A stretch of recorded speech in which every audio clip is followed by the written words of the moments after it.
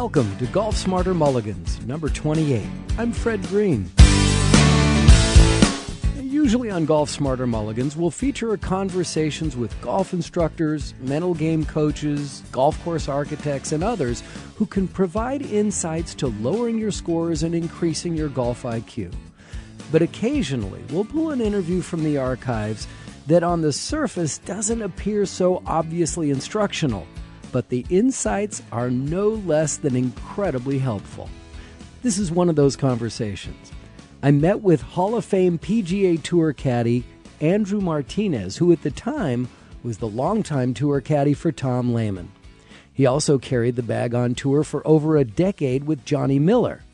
Now, the fun part of our time together was that we met at a local driving range. So beyond the stories he shares, and he has stories, he makes some interesting observations as what we're seeing as people are practicing on the range. We spent a lot of time together, so to respect your time, I'm going to break up this interview into two parts. Also, it was a little breezy out there, so I apologize for the low rumble of the wind noise. But we'll have part one of our two parts with Andrew Martinez right after I tell you about these wonderful people who help support Golf Smarter Mulligans. And they are two guys with golfballs.com. Now, do you buy new golf balls? Why would you do that? You're going to lose them. You know that. No, wait a minute. Do you play with golf balls that you find in the woods and in the water? Why would you do that? You're not playing the same ball every time. If you play a Callaway one day and you play a Srixon the next and a TaylorMade then a Titleist, you're going to complain about your game when you should be really concentrating on the fact that, I'm playing with a different ball with every shot, so I'm going to get different results every time. Consistency is what we're looking for, so maybe the same ball you should be playing with every time is going to help that consistency. Well, you're going to find that at twoguyswithgolfballs.com, and you're going to find the prices to be sometimes less than half of a brand new ball. And when you use the checkout code GolfSmarter, you're going to get an additional 10% off every single order every time. Now, that offer expires April 1, 2020, so jump on it right now. Go to twoguyswithgolfballs.com and make sure you order those balls and get that 10% off with the coupon code GolfSmarter. Our other sponsor and fan of Golf Smarter Mulligans is Autoslash.com, the rental car booking service that is a huge help if you're trying to rent a car for business or pleasure. Now, when you rent a car, usually you'll go online, find the car that you want, find the best price out of the various services and agencies that offer it, and click on it, save it, and then wait and check it off your list, and then go to your vacation a month, month and a half, 2 months, 3 weeks, whatever it is, you go on to it later. But what you don't realize is in the time that you've clicked, I'll take that car until the time you pick it up, the price will fluctuate tremendously. That's why you need to use Autoslash.com, because they're going to help you find the lowest rate possible, and they're going to take advantage of all of your discount opportunities, whether they be frequent flyer numbers or memberships. They're really good about that, and they check nonstop to make sure that you're going to get the car that you want at a much better rate. And the average user saves 30% from any other booking site. So check them out now. It's on your browser. It's not an app. Go to Autoslash.com and check out their incredible service. I'm stumbling because I need to remind you that it's absolutely free. That's Autoslash.com, AUTOSLASH, Autoslash.com. Welcome, Andrew. Thanks, Fred. It's good to have you here. Nice day here, isn't it? Yeah, we're out at the local 9-hole here in Marin County, California, where we both live in Marin County, but I can't imagine there are too many professional caddies that live in Marin County. You escaped from it? As far as I know, I'm the only one. I'm not a native of Marin County. I grew up in Southern California, but I've been here since 93, and I'm loving life up here. Yeah. Well, it's wonderful. I moved here from Southern California, too, and we'll talk about that afterwards. Nobody else cares.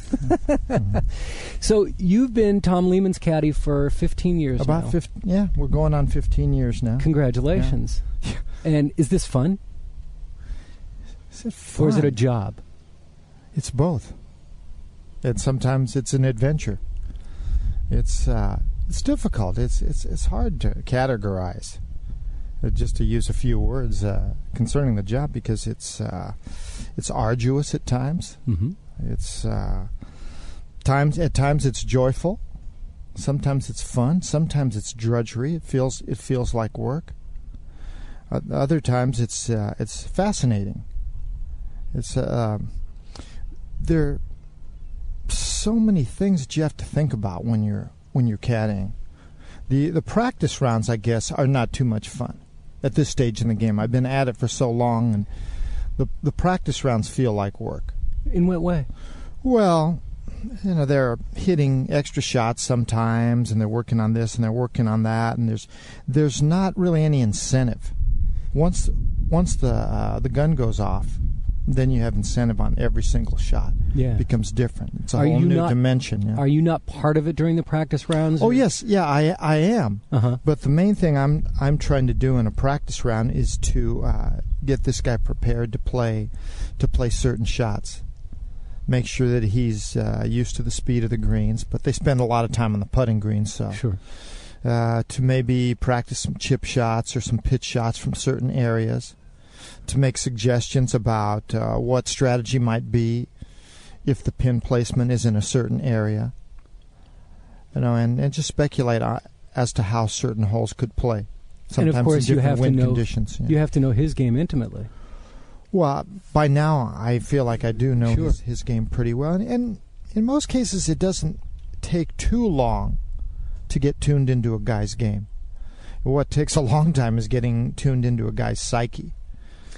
To understand how they think, because different golfers react to different situations in a lot of different manners. So sometimes you have to pull back a little bit and stay out of his way, where other times you can be a little more aggressive in your advice? That's right. Well, it's an example would be that knowing certain situations, sometimes you get a really difficult shot, and you know that red flags will go up for a certain golfer in certain situations, whereas another golfer. And we're not talking about the red flag on the green. No, no, which doesn't happen on the tour. Well, it's just like Johnny Miller one time had I thought a really good way of understanding a golf course management shot selection, and that was he thought about green light, yellow light, and red light situations. Explain that. Well, a green light situation is where all systems go. Aggressive, shoot at the pin or whatever. You can go after it. You don't have to worry much about consequences or be concerned about consequences. You like the club. You like the way the ball's sitting, whichever way the wind's blowing, or the pin placement. The shot is really comfortable. It's right in your wheelhouse, so to speak. A yellow light situation would be one where there's something about the shot that concerns you. Maybe you don't quite like the way the ball's sitting. Maybe the pin placement in relationship to the way the wind blowing is not quite comfortable. Maybe the shot doesn't quite fit your eye. Maybe you're more comfortable with a right to left shot, and yet it's a far right pin placement. Something like that. Or also the wind's blowing, and maybe it's a gusty wind, and you're not exactly sure how hard the wind is blowing, or maybe not quite. You don't quite have it tacked down as to the direction of the wind. I thought we made a little mistake last week on the 17th hole, thinking that there was more wind than there was, and that we're talking about Sawgrass TPC, yes, right? Yeah, on the 17th hole. Right. Yeah, that kind of thing. When that you're not totally that wreaked comfortable. havoc on everybody. Yeah, that's a pretty tough hole. No question about it. That one is pretty nearly always a yellow light situation, that particular hole. And a red light situation is one where there's a lot of potential trouble, and you just want to stay alive. You don't want to make a big mistake. You want to take double bogey out of the equation, and you want to think perhaps about the possibility of making a one putt a one-putt par, Mm-hmm. or putting the ball into a position where the worst you're going to make is a bogey. That's where the average golfer could benefit the most, because the average golfer does not have a recognition of red light situations or even yellow light situations. And you caddied for Johnny Miller as well? For 12 years, okay. From 1970 through 1982. And I probably know him as well as just about anybody. So is that more of the relationship between a caddy and a tour player? Is that more like a employer-employee relationship, or is it a team relationship? It has to be a team if you expect to be successful, and if you expect to have the best communication. Like, for instance... and expect to be there for 12 to 15 years like you've done. Yeah, that's right. The longest relationship I've ever had with a golfer is the current one, with Tom Lehman. And the second longest was with Johnny Miller. I worked for him for 12 years. Right. So you definitely have to see eye to eye on certain things. You have to have certain things in common, and you have to understand the way each person thinks. And with Johnny Miller, I felt like our communication was so good that often I knew exactly what he was thinking without Johnny having to verbalize, and vice versa. He knew exactly where my head was, sometimes without me saying a thing to him. So you guys just look at each other. And when you have that kind of communication, it's like the two of you have an instant grasp of what really matters. Whereas, even though I've been with Tom for all these years, I still don't feel like I know that invariably, that every time I could tell exactly how he's thinking. Because sometimes we get to a certain shot and I see the shot a certain way, and it seems to me fairly obvious when I go through my certain trains of thought, or my levels of thought, my little checklist about all the factors that are involved in making a decision. It seems fairly simple. And then with Tom, he might not see it exactly the same way, and that's a problem. That's a problem. It's a problematic situation there when that happens, because you get, well, let's look at Sean O'Hare last week. He came to the 71st hole and he was 2 shots behind, and he felt like he had to go for it. Well, go for whatever that green light, right? Whatever that means, yeah. Whatever that means, yeah. But the thing is that, I'm sorry to interrupt, but does that mean he didn't even evaluate the situation to say this is a green light situation? He walked up to it thinking, I have to go green light on this. Yeah, he felt the pressure to immediately be as aggressive as he could be, which to make a birdie. Which isn't necessarily the smartest thing to do. Well, it's the 71st hole. There's not that much time. You're 2 shots behind. Right. But really, all he needed to do was hit a good shot. Didn't have to hit a great shot. Just a good shot. And so I think it would have benefited Sean had he had someone there with a whole lot of experience that would have, first of all, known exactly what the right club was, because he hit the wrong club. It was a 135-yard shot. The guy's amped up. These guys hit the ball far. The ball goes far. Now they're always using a good ball. It's not like the average golfer who sometimes might be using an old ball or a ball that's not as lively. These guys have so much more club head speed. Right. They can hit it sometimes as far as they want. And a pitching wedge was clearly enough club there. Okay, so if you know that, then you know he knew what the target was pretty much at the pin. Should have been a comfortable target because the pin was far right, but there was some breeze coming across from the right. So he could have clearly focused on the pin, hitting straight at the pin. And if the wind takes it a little to the left, he still has a good shot. He has a chance for a birdie. If he makes a birdie, he's right there. But I guess there was some question in his mind as to whether a pitching wedge was enough. If he'd have had an experienced caddy there, or if he had been a more experienced player, he would have known, obviously. A pitching wedge was enough club there. A rookie mistake.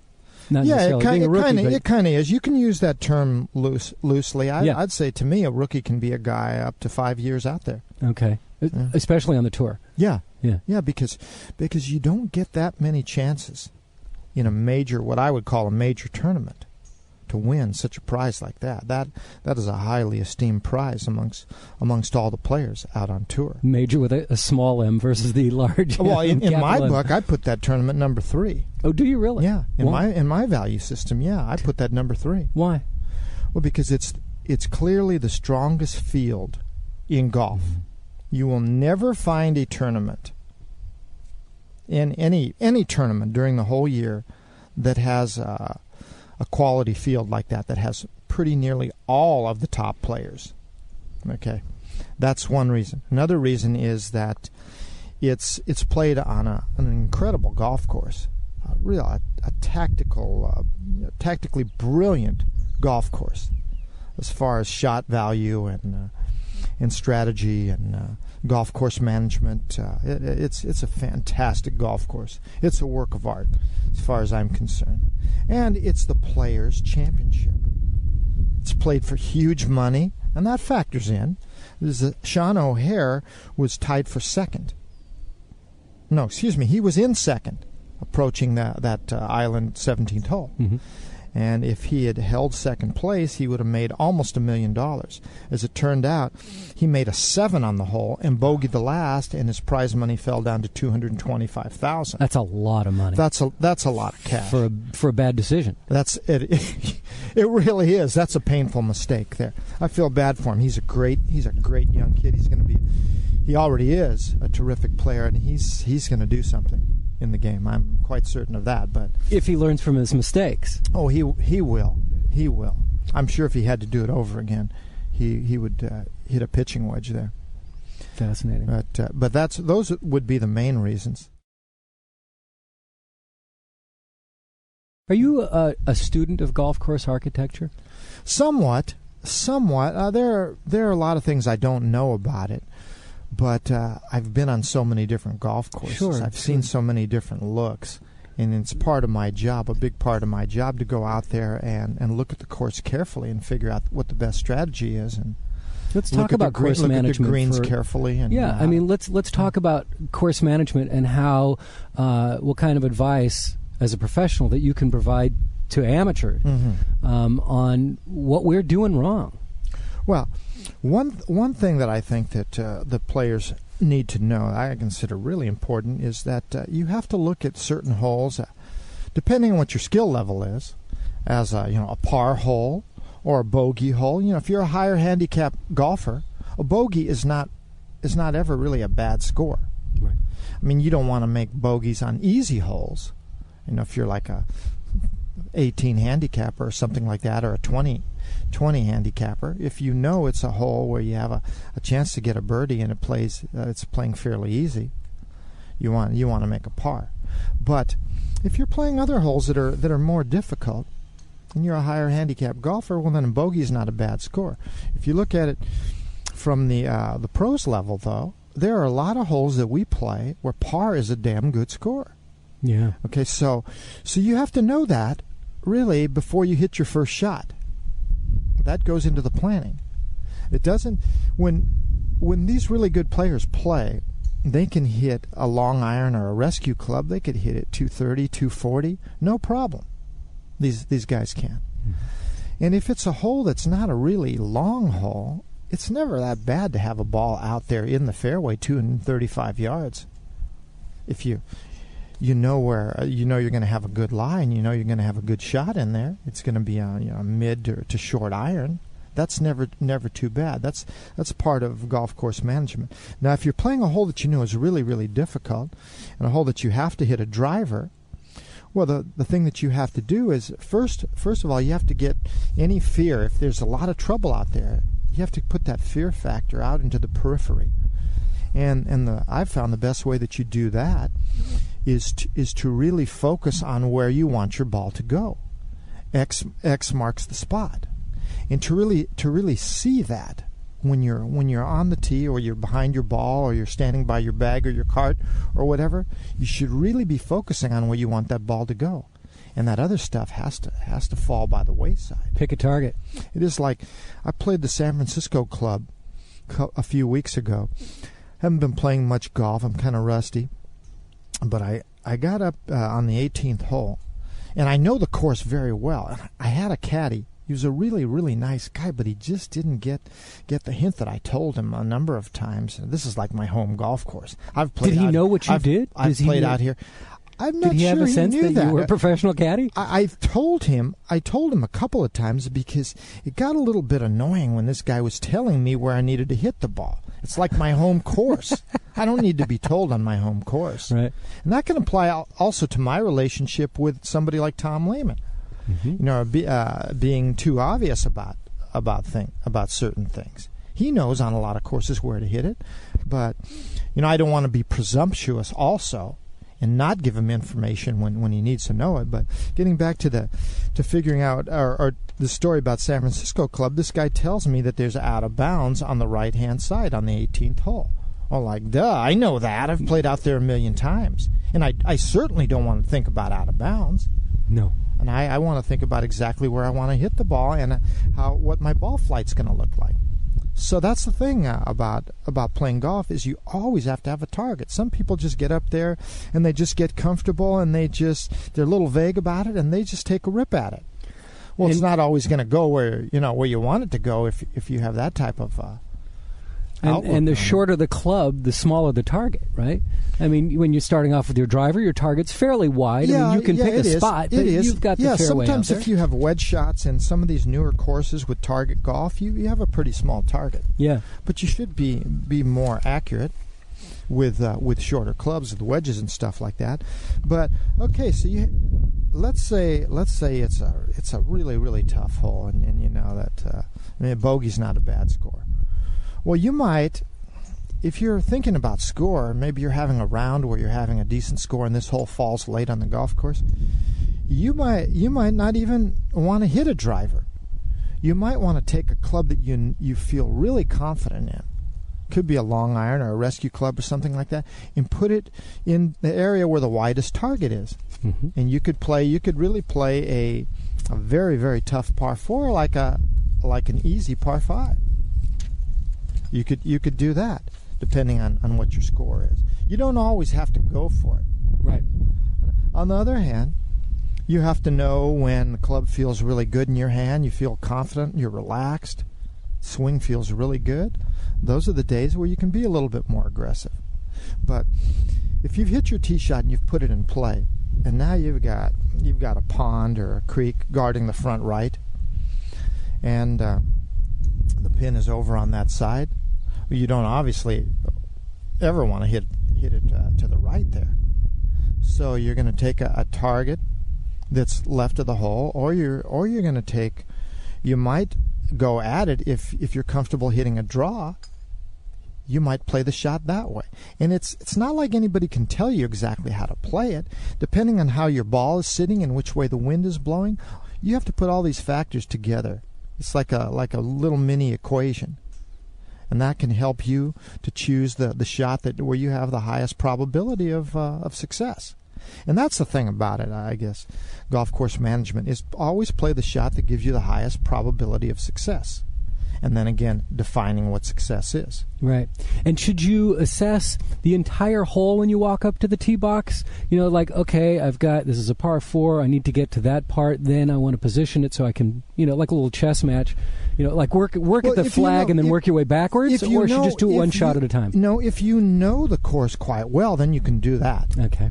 But if you don't have that much knowledge of the golf course, then you have to first things first. Take one shot at a time. Yeah, you have to put the first shot into a position. Hate blind shots. That you. On a course, I don't know. Hate blind shots. Blind shots, yeah. I don't know. Yeah, blind shots are difficult, but I think blind shots are fun if you've played them a few times. Exactly. But then then there's people you're with a group that you don't know on a course you don't know, and they say just hit a 5-iron. It's like, you don't know how far I hit a 5-iron. That's true. Tell me the distance. Mm-hmm. Just give me a point in the distance that I can aim for, and tell me how far I have to hit. It's good to have distance. Yeah, accurate distance, precise distance. That was one thing when way back when I was working for Johnny Miller, is that we didn't have lasers, we didn't have yardages on all the sprinklers, we didn't have yardage books even, so we had to do our own work. And that's done in the practice rounds? You do that I would get lead there time? as early as I could and work my tail off. And what did you have to do? Walking. I would walk. My pace, I felt fairly confident that my pace was accurate to a yard. So I would pace holes, but I would pace holes not once or twice. A lot of times I'd walk them 3 or 4 times. Well, you had to do it from different angles, right? Well, not necessarily, although sometimes I would walk up from a sprinkler head or something, or a tree or an edge of a bunker or something, and I would notate it, and then I would walk to the front edge of the green. And then sometimes I would walk from the front edge of the green right back to the sprinkler head or whatever. And if I got 152 one time and then I got 150, the other time I might write down 151. Okay. And depends if I was tired, I wasn't as confident that I had the right numbers. But I would go out and check pin placements many times, and I would often walk holes again. And do you do this by yourself, or a bunch of caddies out taking a walk? A lot of times I did it by myself, but other times we went out there in gangsoms. Sometimes we would do that when we came to new courses. Gangsoms? 3 or 4 of us would go out there, or sometimes more, and we would all walk, and we would all say, "Well, what'd you get? 150. I got 148. The other guy I got 150 something, or And how competitive is it among caddies? I mean, are you guys talking about?